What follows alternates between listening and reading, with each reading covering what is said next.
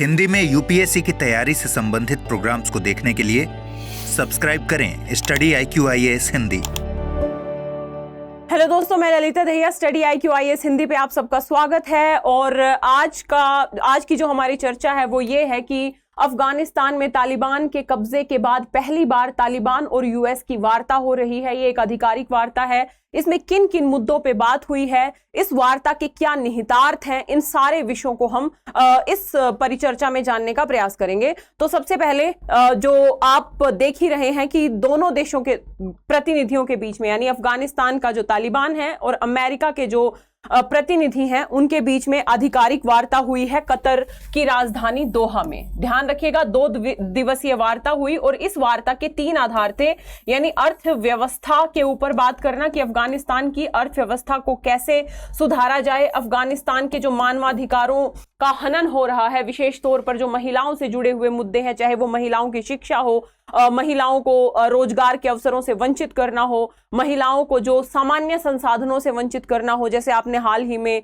एक खबर पड़ी हुई होगी कि महिलाओं से रिलेटेड जो ब्यूटी सैलून्स थे अफगानिस्तान में, उनको बंद करने का आदेश दिया है तालिबान ने। यानी महिलाओं से जुड़े हुए मुद्दे बड़े स्तर पे वहां पे प्रभावित है।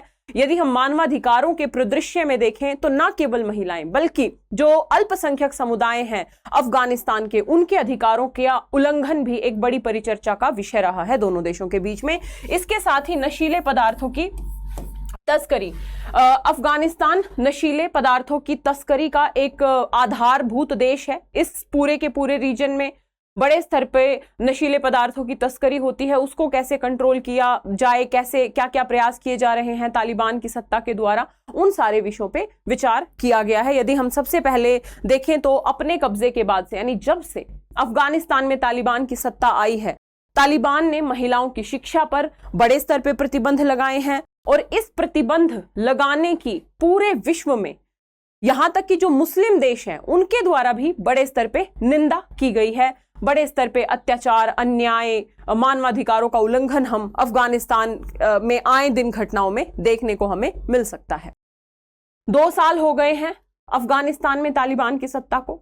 इस 2 साल में ये पहली आधिकारिक वार्ता है अमेरिका के साथ। इस आधिकारिक वार्ता का एक निहितार्थ ये भी है कि कहीं ना कहीं अब पश्चिमी विश्व के देश भी ये समझ रहे हैं कि अफगानिस्तान से तालिबान की सत्ता को हटाना लगभग अभी हाल ही में तो थोड़ा पॉसिबल नहीं दिख रहा है। तो इसलिए क्या विकल्प है इन देशों के पास कि भाई हम तालिबान के साथ बेहतर संबंध स्थापित करें इस पूरे रीजन की क्षेत्र शांति, स्थिरता, समृद्धि के लिए। वहीं तालिबान का भी यह प्रयास है कि भाई हमको अंतरराष्ट्रीय मान्यता मिल जाए, क्योंकि अब तक अमेरिका जैसे देशों ने तालिबान को मान्यता नहीं दी है। तो दोनों ओर से प्रयास है, तालिबान का प्रयास है कि मान्यता मिल जाए और इन देशों का प्रयास है कि इस क्षेत्र की शांति, समृद्धि के लिए थोड़ा मिलके काम हो जाए। ठीक है, तो ध्यान रखिएगा।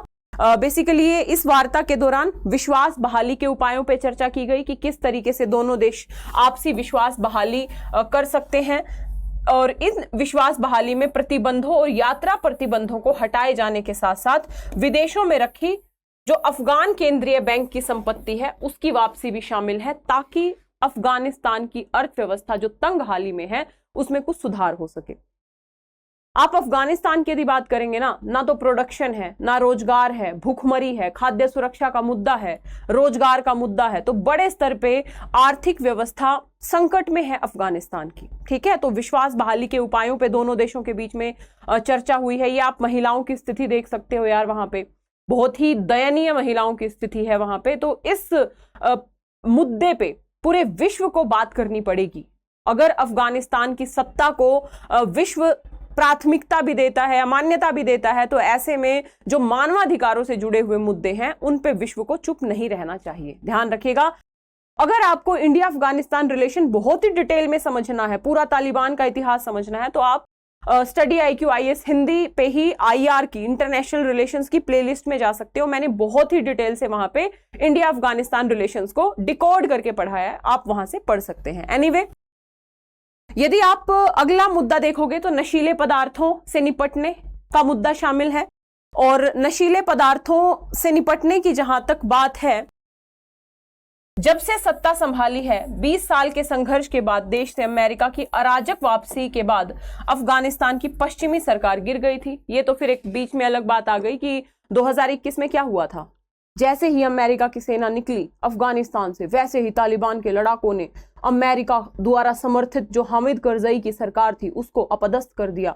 सारे नेता भाग गए इधर उधर, है ना। जो नेता बचे उनको नजरबंद कर दिया और तालिबान ने सत्ता पे अधिपत्य स्थापित कर लिया।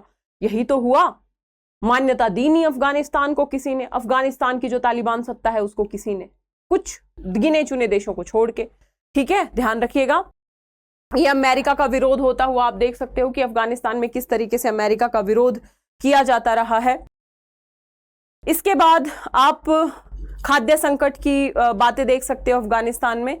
अब हम यदि बात करें ये खसखस की खेती, तो एक विशेष बात यह है कि इस खसखस की खेती में, जिससे विशेष तौर पर नशीले पदार्थ बनते हैं, इसमें उल्लेखनीय कमी स्वीकार की गई है और बातचीत जारी रखने का आह्वान किया गया है कि नशीले पदार्थों के ऊपर प्रतिबंध लगाने का तालिबान के द्वारा प्रयास किया जाएगा। ये एक सराहनीय कदम हम देख सकते हैं। यदि हम संघर्षरत अफगानिस्तान की बात करें, जब अमेरिका की सेनाएं वहां पे संघर्षरत थी, तो तब भी तालिबान लड़ाकों के द्वारा बड़े स्तर पे खसखस की खेती को प्रमोट किया जाता था। नशीले पदार्थों को बेसिकली अलग अलग देशों में भेजा जाता था और 2020 तक दुनिया की 80% अफीम अफगानिस्तान से बाहर जा रही थी।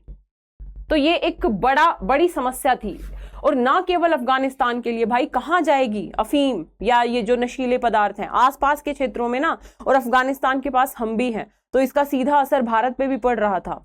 और ना केवल अफीम के पॉइंट ऑफ व्यू से असर पड़ रहा था, इस अफीम के बेचने से जो पैसा जनरेट होता था, उस पैसे का प्रयोग कौन करता था? यही आतंकवादी संगठन, है ना। तो किसकी सुरक्षा प्रभावित होगी? यदि आतंकवादी संगठनों के पास ज्यादा पैसा होगा तो जो आसपास के देश हैं, जिसमें आप अलग अलग देशों की व्यवस्थाओं को शामिल कर सकते हो, जिसमें भारत भी हमारा अफगानिस्तान का पड़ोसी देश ही है। ठीक है, तो ध्यान रखिएगा। तो इस मुद्दे पे बात हुई। साथ ही अफगानिस्तान के आर्थिक स्थिरीकरण पे भी दोनों देशों के सहयोग की बातचीत हुई है कि किस तरीके से रास्ता निकाला जाए अफगानिस्तान के आर्थिक स्थिरीकरण का। तो ये एक प्रयास हमें दिखाई दे रहा है इस वार्ता के पीछे कि किस तरीके से अफगानिस्तान में तालिबान की सत्ता को मान्यता दिए जाने की तरफ विश्व बढ़ रहा है।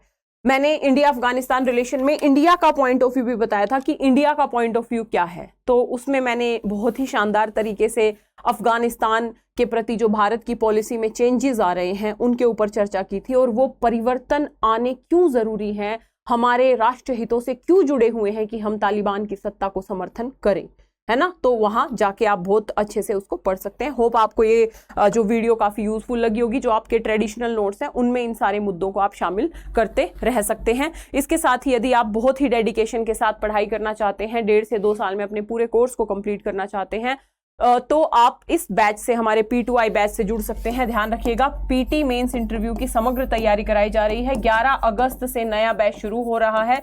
यदि एडमिशन लेना चाहते हैं तो आप स्टडी IQ की ऐप या वेबसाइट पे जा सकते हैं, या इस वीडियो के डिस्क्रिप्शन बॉक्स में लिंक दिया होगा, वहां पे जाके आप एडमिशन ले सकते हैं। एडमिशन लेने से पहले आपको कोड यूज करना है LD Live, LDLIVE। LD Live code use करने से आपको ये कंप्लीट P2I बैच मात्र 29,999 में मिल जाएगा। ध्यान रखिएगा, 2 साल की वैलिडिटी है, यानी 2 साल तक आप कितनी भी बार क्लासेस सुन सकते हैं, देख सकते हैं। आपको बुक्स भी प्रोवाइड कराई जाएंगी, daily answer writing, weekly test series. मतलब अगर आप सच में डेडिकेशन के साथ 1.5 से 2 साल अच्छे से तैयारी करना चाहते हैं तो आपको इस बैच से जुड़ना चाहिए। कोड यूज करना है LD Live।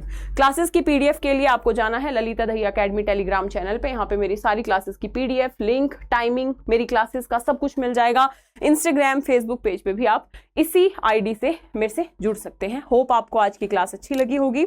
यदि क्लास अच्छी लगी हो तो वीडियो को लाइक जरूर करें, शेयर जरूर करें, कमेंट जरूर करें। यदि चैनल पे नए हैं तो सब्सक्राइब जरूर करें। मिलेंगे इसी प्रकार की अगली वार्ता में, तब तक के लिए जय हिंद, जय भारत, ऑल द बेस्ट।